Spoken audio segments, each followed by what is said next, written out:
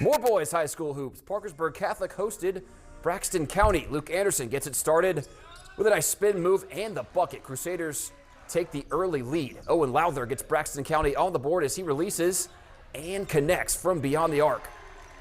Crusaders looking to respond, and they sure will, as Andrew Francisco finds Leonardo D'Angelo in the corner, and he finds the bottom of the net. Catholic goes up 5. First quarter coming to an end as Brady Toller gets inside, hangs in the air, and fights through contact, getting it to go. Now let's go to the second quarter. Branson Lott gets baseline, and he'll finish with the nice layup right there. A couple possessions later, Preston Randolph drives inside, then kicks to Carter Nelson, who connects for the 3. Crusaders now up 7 before the half. Braxton County trying to trim the deficit, and this will help. Lowther lets it fly and knocks it down. That one a 3. In the third quarter, Luke Anderson bringing the ball up. He makes a move, then the spin move, and finishes through contact. How about the and one for Anderson there as the Crusaders pick up the big victory?